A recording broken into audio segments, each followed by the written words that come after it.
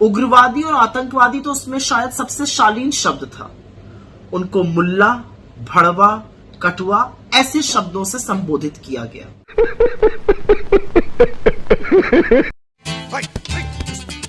रूह भी कांप जाती है वो अल्फाज सुन के। मैं रात भर सो नहीं पाया, दिमाग की नस फटने को तैयार थी है मेरी। ये भगवान क्या जुल्म है। मैं इंतजार कर रहा हूं जब मेरे जैसे चुने हुए व्यक्ति की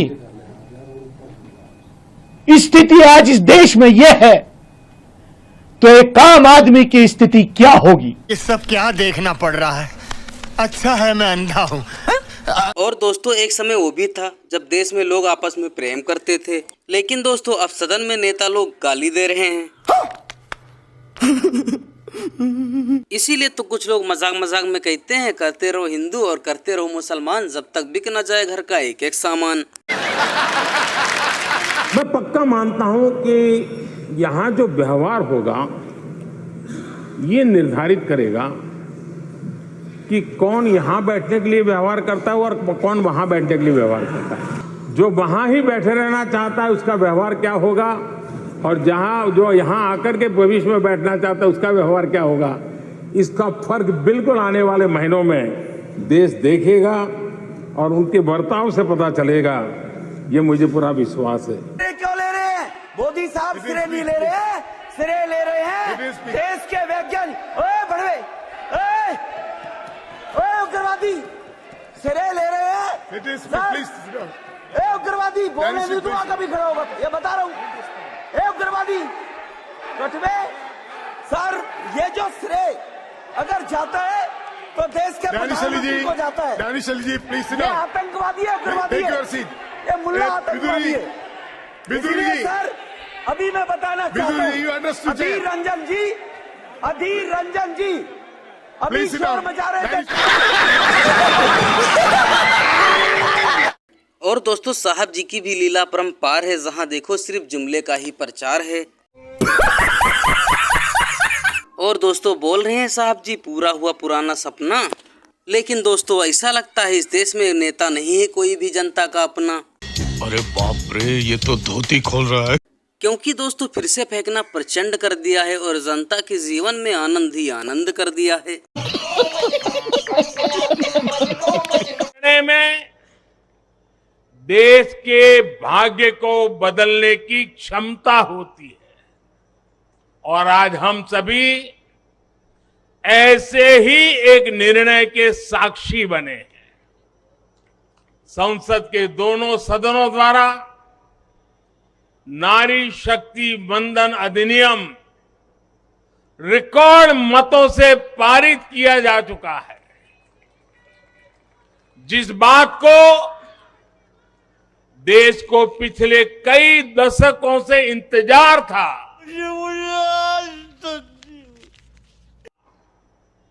वो सपना अब सच हुआ है। ये पूरे देश के लिए बहुत ही खास समय है। ये भाजपा के हर एक कार्यकर्ता के लिए भी बेहद खास दिन है। आज हर नारी का आत्मविश्वास, हर नारी का आत्मविश्वास आसमान छू रहा है। पूरे देश की माताएं, बहनें और बेटियां आज खुशी मना रही हैं, हम सबको आशीर्वाद दे रही है। साथियों, कोटि कोटि माताओं बहनों के सपने को पूरा करने का सौभाग्य हमारी भाजपा सरकार को मिला है और इसलिए राष्ट्र को सर्वप्रथम मानकर चलने वाली पार्टी के रूप में, भाजपा कार्यकर्ता के रूप में, मैं एक जिम्मेदार नागरिक के रूप में, ये हमारे लिए बहुत बड़ा दिन होने का गर्व अनुभव कर रहे हैं। और दोस्तों 2024 के चुनाव में नेता ऐसा चुनो जो हमेशा सुख दुख में काम आए। अभी मजा आएगा ना भिड़। और नेता ऐसा न चुनो जो बातों ही बातों में सिर्फ सपने दिखाए, क्योंकि दोस्तों राहुल गांधी ने तो पूरी कहानी ही बदल डाली और ओबीसी को लेकर बीजेपी की चटनी बना डाली। प्रधानमंत्री हर रोज ओबीसी की बात करते हैं, ओबीसी प्राइड की बात करते हैं, मगर ओबीसी के लिए किया क्या? अब जब मैंने ये बात बोली, उनका रिस्पॉन्स बड़ा इंटरेस्टिंग है। वो कहते हैं कि लोकसभा में हमारा रिप्रेजेंटेशन है, लोकसभा में रिप्रेजेंटेशन का क्या लेना देना है? मैं कह रहा हूं कि बजट डिसीजन जो लेते हैं, जो बजट को ऑफिसर्स हैं, जो बजट को कंट्रोल करते हैं, 5% ओबीसी निर्णय ले रहे हैं। और मैंने सिर्फ यह सवाल पूछा, क्या हिंदुस्तान में ओबीसी की आबादी 5% है? यह मैं जानना चाहता हूं। अगर 5% है तो फिर वो ठीक है, उसको मैं एक्सेप्ट करने के लिए तैयार हूं। मगर अगर वो 5% से ज्यादा है तो मुझे यह पता लगाना है, और एक बार मैं मन बना लेता हूं, मैं छोड़ता नहीं हूं, मुझे यह पता लगाना है ये ओबीसी हिंदुस्तान में कितने हैं, और जितने हैं उतनी भागीदारी इनको मिलनी चाहिए।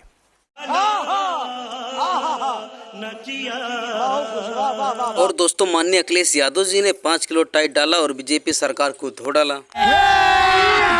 अभी मजा आएगा ना भिड़। संसद में इस तरह की बात, लोग केवल चेहरे से नहीं पहचाने जाते, अपनी जवान से भी पहचाने जाते हैं।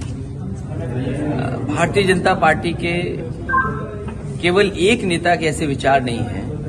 अगर हम पुराना उठा करके देखें तो बहुत सारे नेता ऐसे मिलेंगे जिन्होंने न जाने कितनी अनपार्लियामेंट्री लैंग्वेज में उन्होंने टिप्पणियां की हैं। और फिर हमारा देश सेकुलर है, डेमोक्रेटिक कंट्री है, और लोकसभा में इस तरह की भाषा का इस्तेमाल करना, इनको हमेशा हमेशा के लिए पाबंदी लगा देनी चाहिए। पूरी पाबंदी इन पर हो जिससे कि ये चुनाव भी न लड़ पाए, ऐसी पाबंदी लोकसभा को इनके ऊपर लगानी चाहिए। दानिश अली कह रहे हैं इस्तीफा दे देंगे हम संसद से, हमारे साथ न्याय नहीं हुआ। तो ये लोकतंत्र का मंदिर है और यहाँ पर ऐसी भाषा का प्रयोग हो रहा है। देखिए, डेमोक्रेसी और दुनिया हमारी डेमोक्रेसी को बहुत करीब से देख रही है कि हमारे देश के लोग या वहाँ की जो लीडरशिप है, जो सरकार है, वो क्या फैसला लेती है। और नई लोकसभा में भारतीय जनता पार्टी का ये परिचय होना, पहले तो एक महाझूठ उन्होंने पेश किया बिल के माध्यम से, और फिर उन्हीं के लीडर की ये भाषा, शायद ये नई दिशा में भारत को ले जाना चाहते हैं। हमें उम्मीद है देश की जनता देख रही है और देश की जनता इसका जवाब देगी। अरे बाप रे, ये तो धोती खोल रहा है। और दोस्तों केजरीवाल जी ने जवान मूवी की कल्पना ही कर डाली और शाहरुख खान के डायलॉग को लेकर जनता के बीच में कहानी सुना डाली। यही नहीं, अभी और सुनिए। क्योंकि करते रहो मूवी का जम के प्रचार, जब तक हो ना जाए कटोरा तैयार। अपने साथ एक जवान आदमी ले जा सकता है, उसका भी फ्री है, तो इससे इस बहाने जवान लोग हैं वो भी जा सकते हैं। तो लाइन बड़ी लंबी है, आप भी अपना लाइन में वेबसाइट के ऊपर रजिस्ट्रेशन होता है, रजिस्ट्रेशन करा लो। अभी एक पिक्चर आई है शाहरुख खान की, कौन सी पिक्चर है देखी? किसने देख ली? उसमें एक डायलॉग है, जिन्होंने नहीं देखी वो भी देख लेना, बड़ी अच्छी पिक्चर है। उसमें एक डायलॉग है, सोशल मीडिया पे चल रहा है। शाहरुख खान कहता है चुनाव के टाइम ये पार्टियां, ये नेता वोट मांगने आएंगे। कोई जाति के नाम पे वोट मांगेगा, कोई धर्म के नाम पे वोट मांगेगा।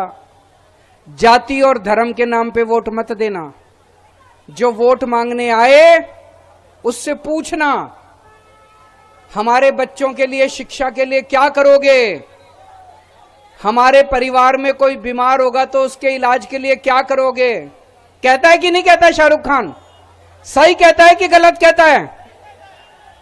केवल आम आदमी पार्टी है जो कि लोगों के शिक्षा के लिए और स्वास्थ्य के लिए इंतजाम कर रही है।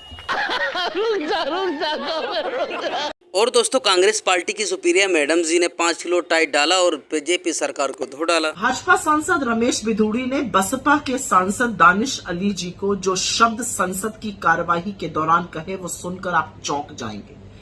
उग्रवादी और आतंकवादी तो उसमें शायद सबसे शालीन शब्द था। उनको मुल्ला, भड़वा, कटुआ ऐसे शब्दों से संबोधित किया गया और ये बिल्कुल साफ था कि ये शब्द सिर्फ दानिश अली को नहीं, उस पूरे समुदाय के आधार पर कहे जा रहे थे जहां से वो आते हैं। 2 आपत्तिजनक बातें थी।